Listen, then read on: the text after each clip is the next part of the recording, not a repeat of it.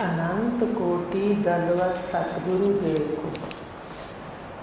आज रविवार है, विवेक चूड़ामणि का चल रहा था। भगवान शंकराचार्य जी ने बताया है कि शिष्य नम्रता से आए। शिष्य के लक्षण तो बता दिए थे आपको, चतुष्टय साधन संपन्न। विवेक अगर आप कर लेते हो तो जगत से आपको अंदर से वैराग होना अपने आप शुरू हो जाएगा, और वैराग होगा तो आपका मन अपने आप सबसे उपराम हो जाएगा, पाप और पुण्य दोनों से उपराम हो जाएगा। ये सारे गुण अंदर आ जाएंगे और फिर इस संसार के दुखों से छूटने की भी इच्छा हो जाएगी। ये विवेक सिर्फ पकड़ लो, बस एक पकड़ लो सिर्फ। व्यवहार में उचित क्या है, अनुचित क्या है, अपने वर्ण धर्म के अनुसार। और परमार्थ के अंदर एक ही प्रश्न मन से पूछो कि सत्य क्या है, क्या ये सच है। अगर कहीं फंस जाता है उसको पूछो क्या ये सच है, तो गलत नहीं होगा। अब गुरु जब सतगुरु के पास जब शिष्य जाता है तो सबसे पहले उसकी नम्रता होनी चाहिए, हृदय से नमस्कार होना चाहिए, तब वो कुछ लेके जाएगा। अगर वो बन के ही आता है, अगर शिष्य का हृदय मिट्टी का लौंदा है तो सतगुरु देव उसकी ज्ञान की मूर्त बहुत सुंदर उसमें घड़ देते हैं, बना देते हैं। अगर वो बन के आता है तो फिर वो नहीं कुछ ले सकता, वो अपने में फिर बैठा के मुझे ही सब कुछ आता है, तो फिर इस स्थिति को नहीं प्राप्त कर सकता। शब्द तो चाहे उठा ले, शब्द तो चाहे रख ले, लेकिन स्थिति नहीं होगी। तो ये बात कही कि नम्रता से दंडवत प्रणाम किया और कहा, गुरुदेव आप करुणा के सागर हो और मुझे इस जगत की तपन से छुटकारा चाहिए। अब देखो शिष्य बोल रहा है और आप ये देखो कि हम भी इसी तरह ही आए हैं। हमारी भी ये स्थिति है कि हम 3 गुणों की तपन से तपे हुए हैं, और धीरे धीरे जब इस बात का हमें ज्ञान होगा तो समझ आएगी कि हम भी ऐसे ही 3 गुणों से तपे हुए हैं। सारा दिन मन कष्ट पाता रहता है अज्ञान के अंदर, भले कितना पैसा हो, कितना ऐश्वर्य हो, उसको कम ही आता है, कम आता है, कम आता है, कमाता है। इसलिए क्या कहता है, कम आता है, कम आता है, कम आता है, मुझे और चाहिए, और चाहिए, और चाहिए। पर साधक के अंदर संतोष हो जाता है। और फिर एक सबसे बड़ा लाभ है कि जो यहाँ पर श्रद्धा से आके बैठता है, प्रकृति उसके अनुकूल होती जाती है। शास्त्र कहता है आप ब्रह्म विद्या के गुरु और शिष्य दोनों देखो, उपनिषदों के अंदर राजा है, धन धान्य से पूर्ण है, ऐसे प्रकृति अनुकूल हो जाती है। पर श्रद्धा एक निष्ठ तो हमें भी होना पड़ेगा ना, क्योंकि ईश्वर तो सब जानता है। बाहर से हम छुपा लेंगे, अंदर से ईश्वर तो जानता है साक्षी रूप से कि क्या है, किसके अंतःकरण में। पर ये शुद्ध अंतःकरण की बात कर रही हूँ। धनुष के घर अपने आप उसके कदमों में माया आती है भोगने के, उसको भोग वाली माया मिलती है और वो भोगता है। तो और फल में क्या मिलता है, सत्संग सुनने का, जगत के जन्म मरण का महारोग नष्ट हो जाता है, जन्म मरण से मुक्ति, परम आनंद की प्राप्ति। अब वो कहता है, गुरुदेव मुझे छुटकारा चाहिए दुखों से। 14 पृष्ठ पर है, भयंकर संसार सागर में आप उत्तीर्ण हो गए हो, मुझे भी उस रास्ते से पार करो। महात्माओं का वो प्रशंसा कर रहा है। आपको एक बात और बताते हैं, देखो जब भी आप पुराण उठाओगे तो उसमें पहले स्तुति है। जो पुराण है, चाहे विष्णु पुराण है तो विष्णु की स्तुति है, शिव पुराण है तो शिव की स्तुति है, ठीक है। और जो भी पुराण है उसमें क्या है कि श्रीमद् भागवत पुराण है तो उसमें भी कृष्ण की स्तुति है। तो जो ये देवता है, हमें ये पुराण ये बताते हैं कि पहले देवता की अगर स्तुति की जाती है तो देवता प्रसन्न हो जाते हैं, और गुरुदेव की अगर हम स्तुति करते हैं तो उनका सत प्रधान हो जाता है और वो भी हमारे लिए लाभदायी है। वो जो सकारात्मक उनकी ऊर्जा है वो हमारे को छूती है। तो इस प्रकार उन्होंने आते ही क्या किया, गुरु की प्रशंसा की। ये प्रथा है, आते ही नमस्कार करेंगे तो उनका हृदय द्रवीभूत होगा। आपका, उन्होंने कहा आपका स्वभाव है, शिष्य कह रहा है कि आप सूर्य जैसी प्रचंड तेज से, दिन को देखो गर्मी के अंदर पृथ्वी सूर्य के प्रचंड तेज से तपती है, लेकिन जैसे रात होती है चंद्रमा आता है उसको सारी धरती को तपते हुए शांत कर देता है।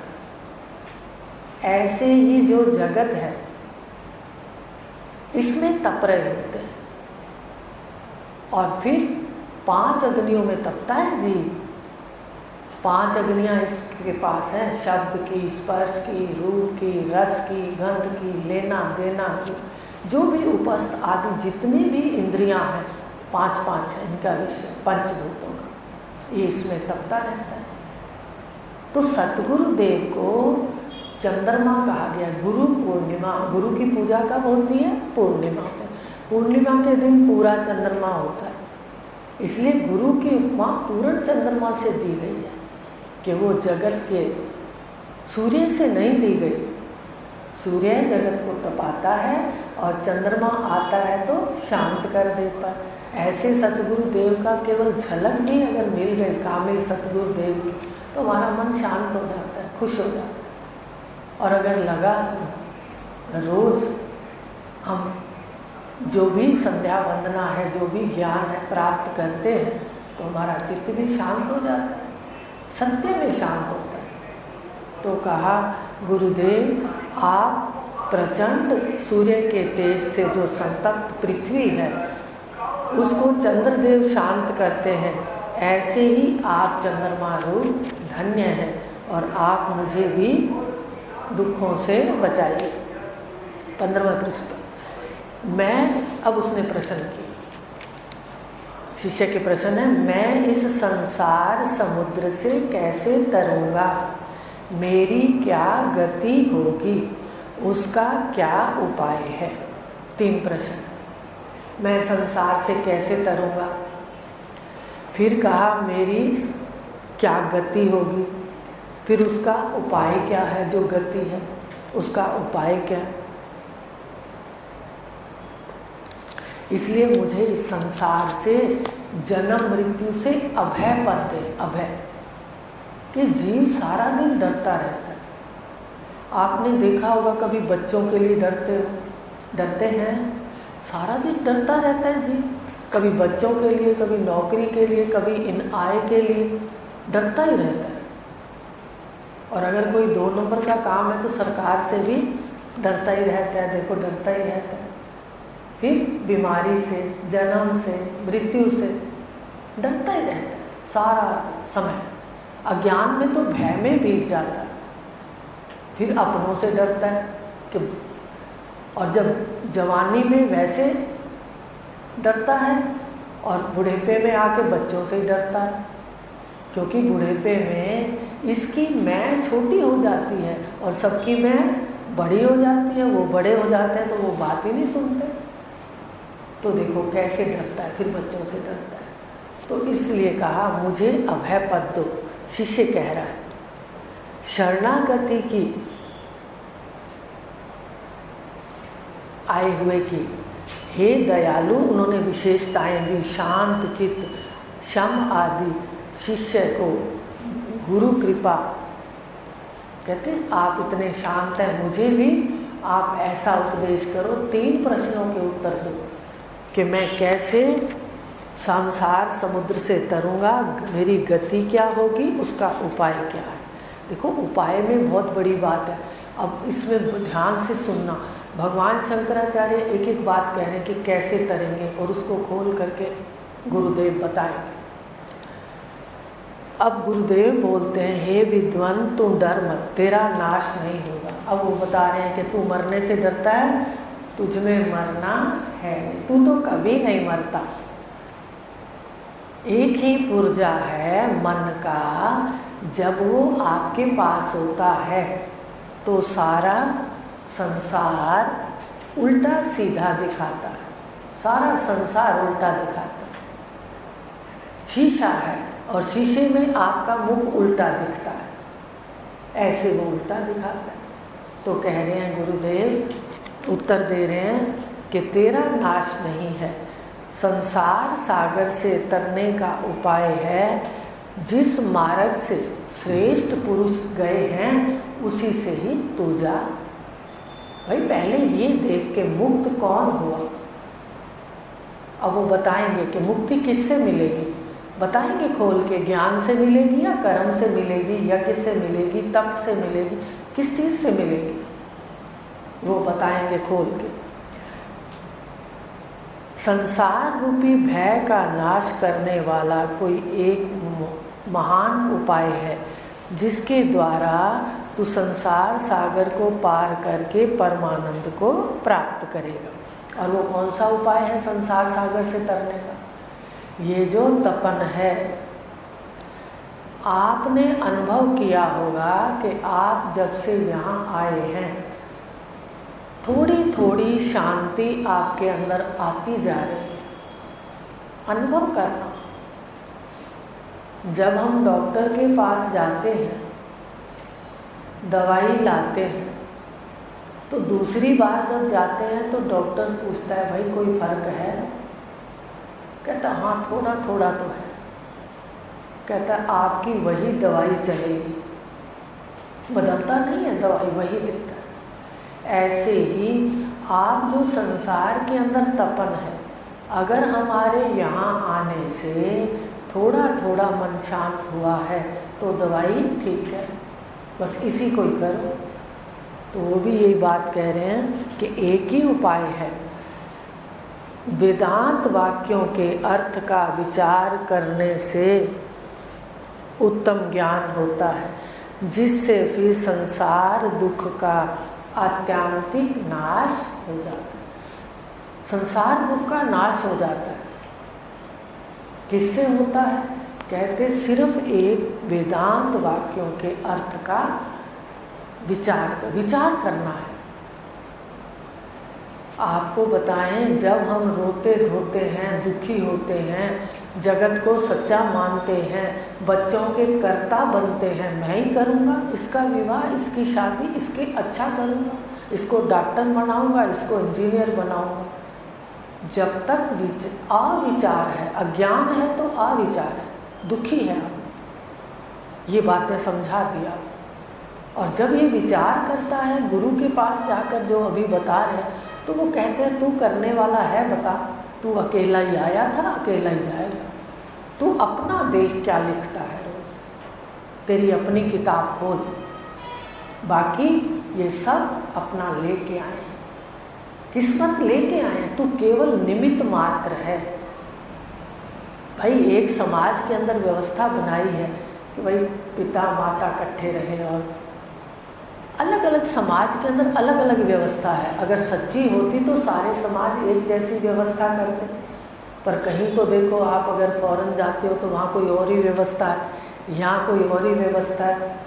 हर धर्म की अलग अलग व्यवस्था है, हिंदू, मुस्लिम, सिख, ईसाई, इसका मतलब ये मान्यता है।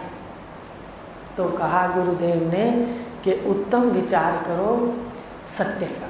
तो जो सत्य का विचार करता है वो इन बातों से बच जाता है कि संतान अपना लेके आई है, मुझे सिर्फ निमित्त बनना है, अच्छा कार्य करना है, इनके लिए अच्छा रास्ता बनाना है, बस सुविधा देनी है।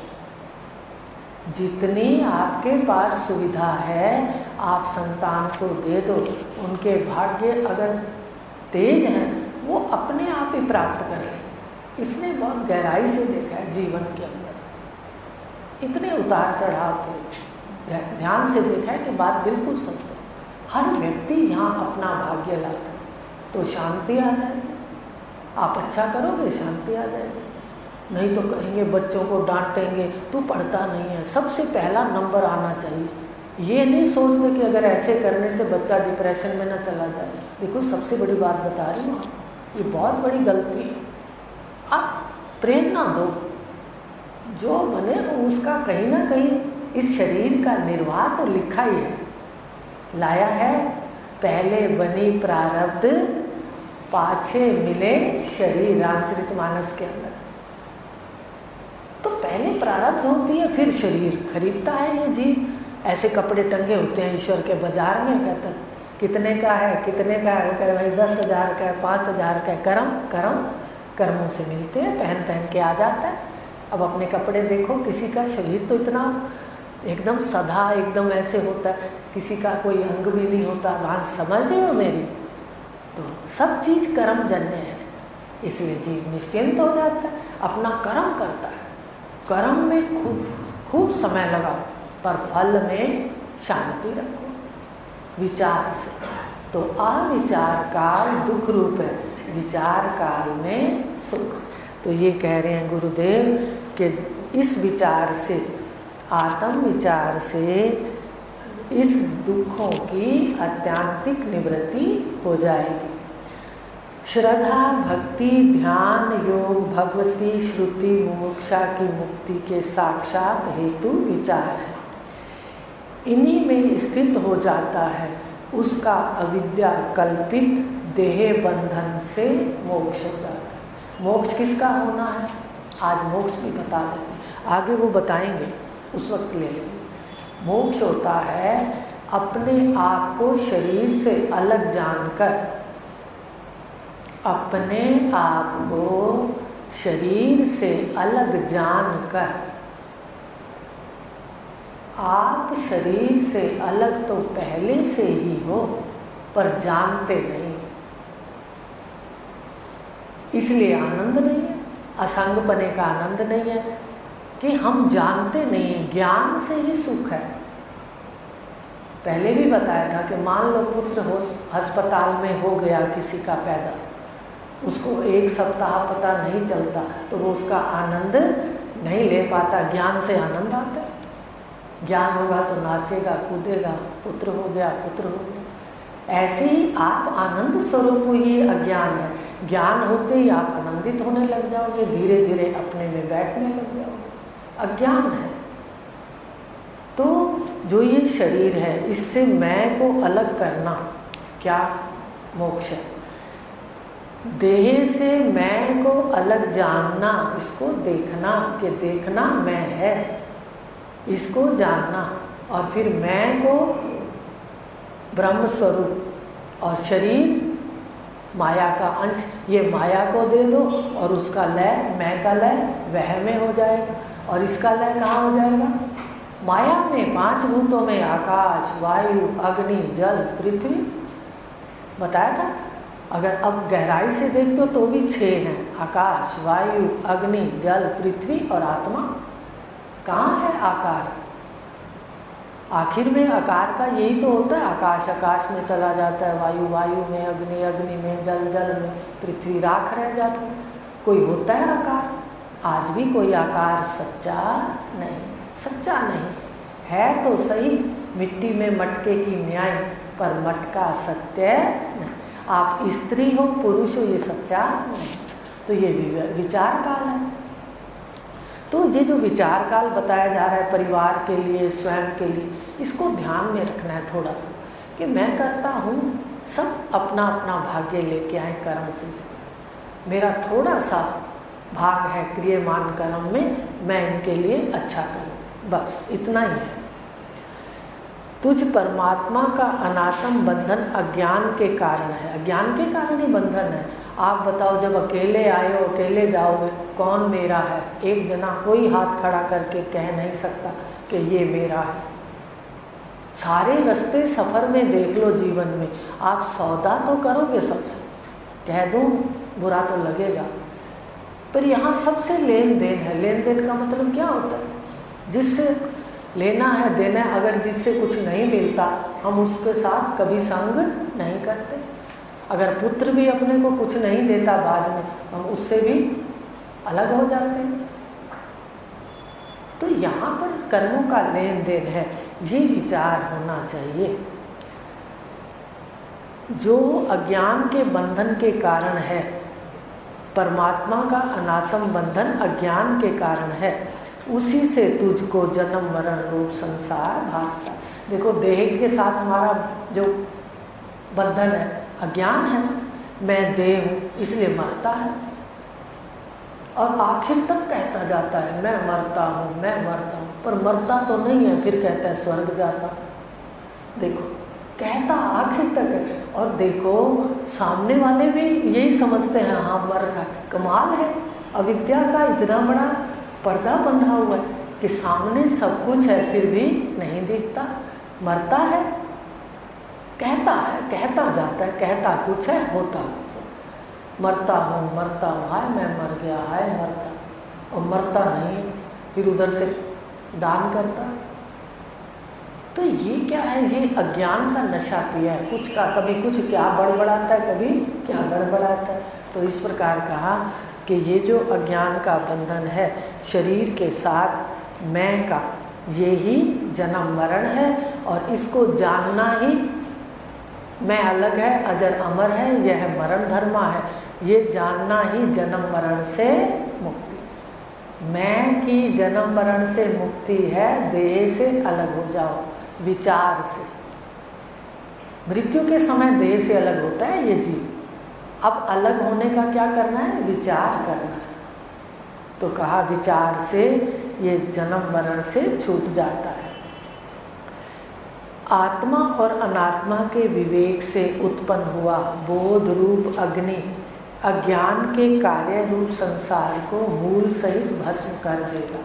देखो ये जितना ही आपको बताया एक ही शब्द में कि इस ज्ञान से दुखों का भी नाश है और जन्म मरण का भी नाश है। आप बड़े हैरान हो जाओगे जब आपको ज्ञान होगा, आपको कभी नहीं लगेगा कि मैं मरूंगा। आप अपने में स्थित होते ही आनंदित रहोगे, सबके लिए अच्छा चाहोगे, अच्छा करोगे और यहाँ से अपनी यात्रा करोगे बस, और कुछ ना कुछ अच्छा करोगे। फिर पता जो चल गया कि जाना है यहाँ से, आ रही बात, यहाँ रहना है पक्के तरह से, इसलिए पाप कर जाते हैं। देखते हो ना कितनी कितनी रिश्वत ले लेके कितने कितने नोट, मुझे हंसी आ जाती है। बताओ मेरे बहन भाइयों, इतने नोट कैसे खर्चोगे? खर्च सकते हो? बताइए, नहीं खर्च सकते। बस उतना ही, इतना हो कि व्यवहार में भी खूब हो, आया हुआ अतिथि अपने जीवन के रोटी कपड़े मकान में भी बड़ी मस्ती से जीवन हो बस, और अपना ज्ञान हो। और पाप जब भी होता है अति धन की वजह से होता है। आप देख लो जितने आजकल पकड़ धकड़ चल रही है, देखते हो कैसे पैसे पड़े होते। मुझे तो हंसी भी आती है, बताओ क्या करेंगे, इतने तो खर्च ही नहीं सकते। और एक बात बता दें, जहाँ एक बार अति धन गलत इकट्ठा होने लग गया वहाँ पाप बढ़ते जाते हैं। धन में ये ताकत है कि वो जितने दुर्गुण हैं, पाप वाले धन में ताकत है। कमल वाली लक्ष्मी में वो बात नहीं, वो तो बड़ी सुंदर सुख देती है, लेकिन जो उल्लू पे बैठ के आती हैं, उल्लू दिन को अंधा होता है। इसलिए जो ज्ञान के बिना धन दूसरे रास्ते से, गलत रास्ते से आता है, वो भी जीव को अंधा कर देता है। तो वो धन सब बुराइयां ले आता है, ये ध्यान रखना। आपको जब पता चलेगा, जब दिक्कत, पहले से सावधान हो जाए, कहीं ऐसा ना हो इस बात की दिक्कत। जरूरत का धन तो देखो सबको चाहिए, देह निर्वाह के लिए, परिवार निर्वाह के लिए खूब अपना प्रयत्न करो, धन कमाओ और यात्रा सुंदर करो, धर्म से कमाओ। अगर अधर्म का धन आने लग जाए और उसमें हम अति चाहते हैं, तो जितने दुर्गुण हैं हमारे शास्त्र कहते हैं वो धन ले आता है। धन में ताकत है, इसलिए धनी व्यक्ति को सावधान रहना है। धन हो और वो संयम युक्त जीवन जिए, कहते ऐसे व्यक्ति दुर्लभ हैं। शक्तिवान हो और सबका मान करे, ऐसे व्यक्ति भी दुर्लभ है। भाई शक्ति भी पूरी हो और सब छोटे बड़े का मान करे, अपमान ना करे। तो ये बात है कि धन इस तरह से बता दिया कि जिस चीज़ के पीछे हम भाग रहे हैं वो हम देख लें कि कितनी चाहिए। ठीक है, अति सदा ही बुरी है। इसीलिए शास्त्रों में कहा है कि देखो धन और जो इच्छाएं हैं, कहा इच्छाओं की अग्नि इच्छाओं की, धन से बात आ गई तो थोड़ा खोल देते हैं। इच्छाओं की अग्नि जीव को तपाती रहती है, ठीक है, घर जाके मनन करना। और क्या कहा कि जो इच्छा की अग्नि तप रही है, चाहे वो धन की है, चाहे शब्द की, काम की, ईर्ष्या की, द्वेष की, कोई भी अग्नि है अंदर, वो तप रही है, विषयों की। कहते जब ये पूरी होती है इच्छा, एक बार पूरी होती है ना इच्छा, कहते वो जब अग्नि को बुझाते हैं हम पूरी करके तो राख छोड़ जाती है। अग्नि जब बुझती है, अग्नि जल रही है, हमने उसको बुझा दिया तो नीचे राख छोड़ती है, हम सब जानते हैं। ऐसे ही वासनाओं की अग्नि जितनी बार अज्ञान में, अज्ञान की बात कर रही हूँ, ज्ञान में तो साधक शुद्ध होने लग जाता है। अब अज्ञान में वो वासनाएं भोगता है तो जो जो इच्छा पूरी करता जाता है, अग्नि थोड़ी देर के लिए बुझाता जाता है तो राख छोड़ती जाती है, माने मन को मैला करती जाती है, और चाहिए और चाहिए। धन भी ऐसे, भाई कहीं तो लाइन लगा दो, कहीं तो हमारी लाइन होगी कि ये चीज़ इतनी लेने के बाद हम निवृत्ति लेंगे संसार से। ये साधक के लक्षण है। सारी उम्र प्रवृत्ति करते रहो तो कोई तो हमारी सीमा हो, भाई इतना मकान बनाएंगे, ये करेंगे, जो भी आवश्यकताएं करनी तो सब है, लेकिन अगर सीमा नहीं है तो ये अग्नि क्या करेगी, राख ही राख दे करके मन को क्या कर देगी, मैल देती जाएगी। ये शास्त्र है। इच्छाएं पूरी हुई, अग्नि शांत हुई, राख छोड़ गई, हम फिर उसमें लग गए। अति अति अति सब विषय के अंदर, एक सिर्फ धन के अंदर नहीं करते, वासनाओं की पूर्ति में भी यही करते हैं, बढ़ती जाती है, बढ़ती जाती है। और अज्ञान में क्या होता है, अज्ञान में तो यही होता है, बढ़ती। और जब ज्ञान होने लगता है आत्मा का, सत्य का, तो ये वासनाएं जो भी हैं, ये वर्ण धर्म के अनुसार पूरी करते हुए, कुछ जान करके शांत करते हुए कि वासनाएं अति भोग दुख रूप है। वासनाओं का अति भोग, चाहे वो खाने का है, अगर कम खाते हैं तो मरते नहीं हैं, पर ज़्यादा खाने वाला मरता है। कोई कहे आप कम खाते हो, खुश हो जाओ, कम खाने वाला नहीं मरता, पर ज़्यादा खाने वाला मरेगा। तो ये वासनाओं का हर इंद्री का भोग देगा, हर इंद्री का भोग। जिसको ज़्यादा दोगे वो मरेगी जल्दी, अब कर लो जितना कर लो, और जिसको संयम से दोगे वो जिंदा भी रहेगी और स्वस्थ भी रहेगी, वो इंद्री। तो यही बताया कि अज्ञान के अंदर जीव को विवेक नहीं होता, वो बस बुझाता रहता है अग्नियाँ और राख इकट्ठी करता रहता है। ज्ञान के अंदर वो अग्नि बुझाता है, लेकिन उसको पता है, भगवान ने गीता के अंदर दूसरे अध्याय में कहा है, ये सब आने जाने वाले हैं। आगमा पाइनो अनित्यांश तांस तितिक्षस्व भारत, कि हे भारत, ये जो विषय आदि हैं ये आने जाने वाले। आने जाने वाला कौन होता है, मेहमान। ज्ञान की बात समझ रहे हो, ज्ञानमान इसको कैसे बोलते हैं। वो कहता है मेहमान आया है भाई, कुछ खिला पिला के, चाय पानी पिला के इसको भेज दे, घर में नहीं बिठाना।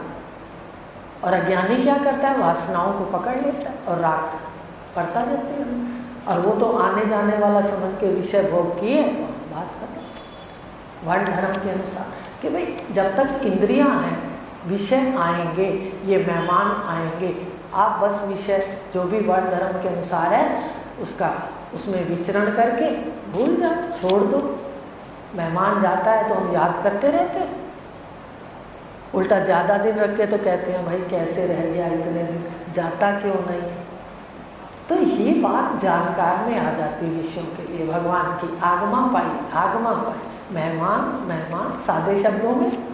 तो इस प्रकार कहा कि ये विवेक, गुरुदेव क्या कह रहे हैं उसको, देखो वेदांत श्रवण से जो विवेकी पुरुष है वो इसमें सारे बंधनों से छूट जाएगा और फिर अपने परम आनंद की यात्रा करते हुए स्वेच्छा से विचरण करेगा। ओम पूर्णमद